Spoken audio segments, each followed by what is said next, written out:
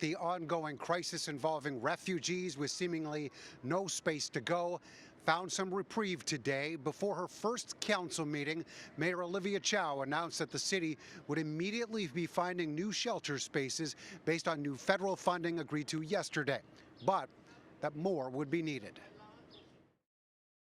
What the City of Toronto wants to do is to work with the federal government and all the refugee service agencies out there to establish a reception center near Pearson International Airport.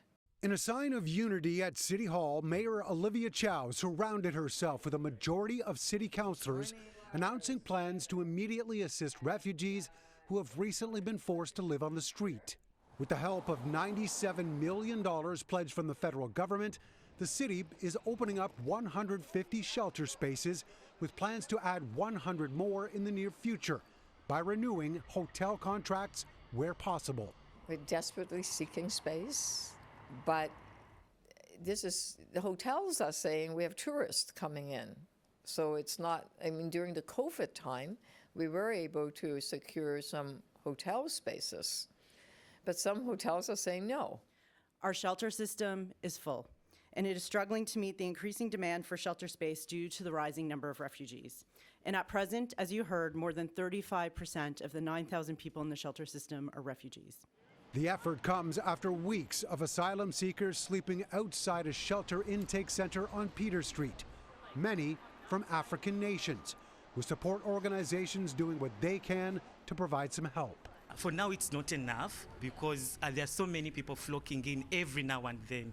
So we again call on all levels of government to, to work hand in hand to see that the funding is increased. As a result of those efforts, that the federal and provincial government actually came to the table.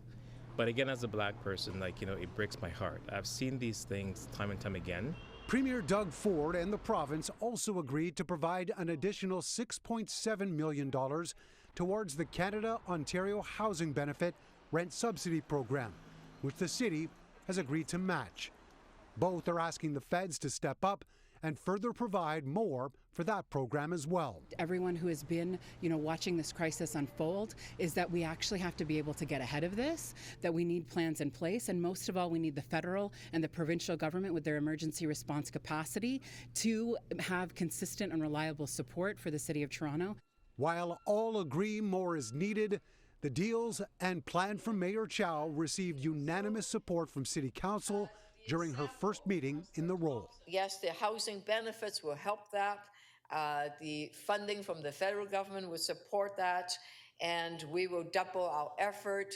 We will do all we can as we trust and work together.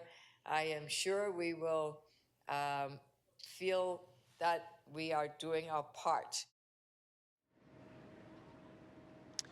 Now, on another note, that long-debated matter involving drinking in parks has been approved as a pilot program in the city. People will officially be allowed to consume alcohol in 27 parks as of August 2nd to October 9th.